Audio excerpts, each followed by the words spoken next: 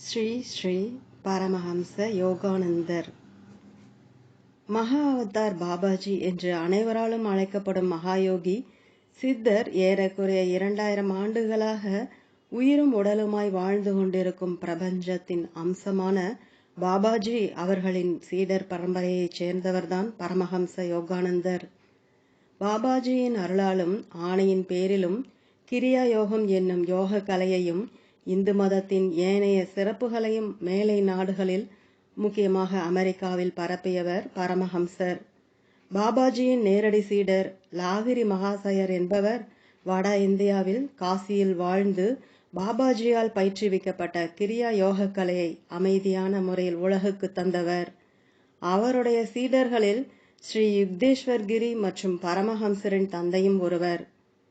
மேற்கு வங்காளம் கல்கத்தாவில் பெரும் செல்வம் படைத்த குடும்பத்தில் பிறந்த பரமஹம்சரின் தந்தை அரசாங்க உத்தியோகத்தில் உயர் பதவி வகித்தவர். ஞானி யுக்தேஸ்வர் கிரியின் நண்பரும் கூட. யுக்தேஸ்வர் கிரி அவர்கள் கிரியா யோகி மட்டுமல்ல, எண்ணற்ற சக்திகள் படைத்தவர். அவரின் நேரடி சீடரே பரமஹம்சர். பரமஹம்சர் இள வயது முதலே ஆன்ம தேடலில் அலாதி பிரியம் கொண்டவர். தன்னுடைய படிப்பை விட ஆன்மீகத்தில் அதிக ஆர்வம் காட்டியவர். அவரின் ஆழ்ந்த தேடலின் காரணமாக இறையருளால் அவருக்கு கிடைத்த ஒப்பற்ற குரு யுக்தேஸ்வர் கிரி ஆவார். அவர் தன் சீடனுக்கு பல வகையிலும் யோக கலையையும் ஞானம் பெறும் வழிமுறைகளையும் கற்பித்தார். இருப்பினும் பரமஹம்சரின் தடுக்க முடியாத வெள்ளமென பொங்கி வந்த ஆன்ம ஆர்வத்தை தடைபோட்டு அவரை பொறுமையோடு பயிற்சி செய்ய எடுத்து கூறியும் பரமஹம்சர் கேட்டதாக இல்லை. இமயமலை செல்ல வேண்டும், அங்கேயே தங்கி தவம் இயற்ற வேண்டும் என்றெல்லாம் ஆசை கொண்டிருந்தார். இமயமலையிலேயே பிறந்து வாழ்ந்து கொண்டிருக்கும் எண்ணற்ற மக்கள் எவரும் இமயமலையில் வாழும் காரணத்தினாலேயே ஞானம் அடைந்து விடவில்லை. எனவே ஞானம் என்பது நாம் வாழும் இடத்தை பொறுத்தோ தவம் செய்யும் தனிமையை பொறுத்தோ இல்லை, அது நம்முடைய ஆர்வம் மற்றும் முயற்சி, எல்லாம் வல்ல இறை சக்தியின் திருவுருள் மட்டுமே காரணம் என்று எடுத்து கூறினார். மேலும் சில விசேஷ உண்மைகளை தெரிந்து கொள்ள ஸ்ரீ யுக்தேஸ்வர் தன் நண்பர் ஒருவரை சற்று தொலைவில் உள்ள ஊரில் நேரில் சந்திக்கும்படி பரமஹம்சரிடம் கூறினார். பரமஹம்சர் சிறிதும் தயங்காமல் உடனே கால்நடையாகவே பயணப்பட்டார். அவர் காண செல்லும் அந்த நபர் ஒரு மகா யோகி. மலைகுகைகளில் தனிமையில் 45 ஆண்டுகள் சிரசாசனம் செய்து இறையருள் பெற வேண்டி தவம் இயற்றியவர். அப்பேற்பட்ட மகா தபஸ்வினை காணவே பரமஹம்சர் செல்கிறார். செல்லும் வழியில் ஒரு பிரசித்தி பெற்ற சிவன் ஆலயம் தென்படுகிறது. அந்த ஆலயத்தினுள் பெருந்திரளாக பக்தி பரவசத்துடன் மக்கள் இறைவனை தரிசிக்க செல்வதை பார்த்தார். அதை கண்ணுற்றவுடன் பரமஹம்சருக்கும் ஆலயத்தின் உள்ளே செல்ல வேண்டும் என்று தோன்றியது. உள்ளே கூட்டத்தினருடன் கலந்து அவரும் சென்றார். சிவாலயத்தின் உள்ளே சென்ற பரமஹம்சர் உள்ளே இருந்த லிங்க வடிவனை கண்டவுடன் அதை வழிபட அவருக்கு மனம் இடம் கொடுக்கவில்லை. ஞானியரின் உபதேசங்களை கற்று அவர்தம் சகவாசத்தில் வாழ்ந்து வந்த பரமஹம்சருக்கு சாதாரண மனிதர்கள் செய்யும் வழிபாட்டு முறை சிறிதும் ஏற்புடையதாக இல்லை. எனவே அந்த லிங்கமூர்த்தியை சிவாலயத்தில் வீற்றிருந்த சிவபெருமான் என்கிற பிரபஞ்ச சக்தியை கையெடுத்து கூப்பி வணங்கவோ மனதளவில் பிரார்த்தனை செய்து வழிபடவோ இல்லை. வெறுமனே வெளிநாட்டவர் ஆலயத்தினருக்குள் பிரவேசித்தால் எப்படி சிற்ப கலைகளையும் கோபுரங்களையும் ஒரு கலாரசனையுடன் பார்த்து புகைப்படம் எடுத்துவிட்டு எந்த ஒரு பக்தியோ வழிபாடோ இல்லாமல் செல்வார்களோ, அப்படியே ஒரு பார்வையாளராக மட்டுமே ஆலயத்தை சுற்றி வந்து வெளியேறினார். தான் இறைவனை பக்தி செய்ய தவறியதை சிறிதும் உணரவும் இல்லை.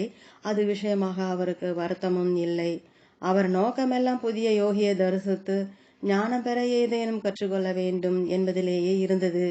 ஆலயத்தை விட்டு வெளியேறியவர் நல்ல வெயிலில் நடந்தே வழிகேட்டு கொண்டே அவர் செல்ல வேண்டிய ஊர் நோக்கி நடந்தார். ஓரிடத்தில் சாலை 2ஆக பிரிந்து சென்றது. எந்த வழி சென்றால் தான் செல்ல வேண்டிய ஊருக்கு செல்ல இயலும் என்று புரியாமல் நின்றிருந்தார். அந்த வேளையில் அந்த வழியாக வந்த மனிதரிடம் தான் தேடி வந்த யோகி பற்றியும் அவர் வாழும் ஊருக்கு செல்ல வேண்டிய வழி பற்றியும் கேட்டார். அந்த வழிபோக்கரும் ஒரு வழியை காண்பித்து அந்த வழியில் சென்றால் சில மைல் தொலைவில் ஊர் வந்துவிடும் என்றார். பரமஹம்சரும் ஆர்வம் மேலோங்கியவராக வேகமாக நடைபோட்டார். சில மணி நேர பயணத்திற்கு பிறகு அந்த ஊரை அடைந்தார். அங்குள்ள மனிதர்களிடம் தான் தேடி வந்த யோகி பற்றி விவரம் கூறி எங்கிருக்கிறார் என தேடினார். விவரம் அறிந்த ஒருவர் பரமஹம்சர் தவறான பாதையில் திசை திருப்பப்பட்டு அந்த ஊருக்கு சென்றதாகவும் அவர் தேடி வந்த யோகி அந்த ஊரை சேர்ந்தவர் அல்ல என்று உண்மையையும் கூறினார். பரமஹம்சருக்கு நல்ல பசி வேறு உயிர்ச்சி வெயிலில் தலை சுற்றியது. அதனால் வேதனை அடைந்த பரமஹம்சர் வேகாத வெயிலில் திரும்பவும் வந்த வழியிலே பயணப்பட்டு அந்த இருவழி பாதையும் சந்திக்கும் இடத்தை மீண்டும் அடைந்தார். மிகவும் களைப்புடன் சரியான வழியை தேர்ந்தெடுத்து சோர்வுடன் நடக்க தொடங்கினார். சிறிது நேரத்தில் அவர் எதிரே ஒரு மனிதர் வந்தார். அவரிடம் பரமஹம்சர் தான் தேடி வந்த யோகியின் விவரம் கூறலாம் என்று நினைத்து அந்த மனிதரை பார்த்தார். பதிலுக்கு அந்த மனிதரோ பரமஹம்சரை பார்த்து, என்ன தம்பி, இடம் தெரியாமல் தவறான பாதையில் சென்று விட்டாயா என்று கேட்டார். அதை கேட்டவுடன் பரமஹம்சருக்கு வியர்ப்பு தாழவில்லை. தன்னை பற்றி எப்படி அவருக்கு தெரியும் என்று அவரிடம் கேட்பதற்கு முன்னதாகவே, நீ தேடி வந்த அந்த மனிதர் நான் தான் என்று அந்த யோகி கூறினார். பரமஹம்சருக்கு சந்தோஷம் தாழவில்லை. அவரால் பதில் எதுவும் பேச முடியாத ஆனந்தத்தில் நின்றிருந்தார். யோகி மேலும் பேச்சை தொடர்ந்தார். தம்பி, நீ சிவாலயத்திற்குள் சென்று உன் அஞ்ஞானத்தின் காரணமாக அந்த லிங்கமூர்த்தியில் இறைவன் உறைந்துள்ளான் என்ற உண்மையை உன் அறிவு ஏற்கவில்லை. அதனால் அவரை வழிபடவும் உனக்கு தோன்றவில்லை. அந்த இறைவனையே உன் அகங்காரத்தால் உதாசீனப்படுத்திவிட்டாய். எங்கெங்கும் பிரபஞ்சம் முழுவதும் நீக்கமர நிறைந்திருக்கும் அந்த இறை சக்தி அந்த ஆலயத்தினுள் இல்லையா? ஏன் அந்த லிங்கமூர்த்தியும் ஒரு இறைவனை என்கிற சாதாரண மனிதருக்கு தெரிந்தது கூட உனக்கு புரியவில்லை. உன் அறியாமையினால் நீ பெரிய தவறு இழைத்து விட்டாய். அதற்கு தண்டனையாகவே இந்த வேகாத வெயிலில் உண்மையை தேடி வந்தவனாக நீ இருப்பினும் உன் அறியாமையை உணர்த்த வேண்டிய எல்லாம் வல்ல இறைசக்தியால் நீ வழிமாற்றி அனுப்பப்பட்டுள்ளாய். இப்போது அதற்கான கஷ்டத்தை அனுபவித்த பின்பு என் முன்பு வந்துள்ளாய் என்று பரமஹம்சர் வாய் திறந்து எதுவும் பேசுவதற்கு முன்பே எல்லாம் அறிந்த ஞானியானவர் கூறினார். தான் என்ன கூறுவதென்று தெரியாமல் பரமஹம்சர் நின்றுவிட்டார். பின் தெளிவு பெற்றவராய் அந்த மகானிடம் மன்னிப்பு கோரினார். தான் வந்த விஷயத்தை கூறி தனக்கு யோக வித்தையில் உள்ள சூட்சுமத்தை கற்பிக்குமாறு வேண்டினார். பின் அந்த யோகியிடம் சில நாட்கள் தங்கி அவரிடம் சில உபதேசங்களை கற்று மனம் தெளிந்தவராய் ஸ்ரீ பரமஹம்ச யோகானந்தர் மீண்டும் தன் குருவிடம் வந்து சேர்ந்தார். ஓம்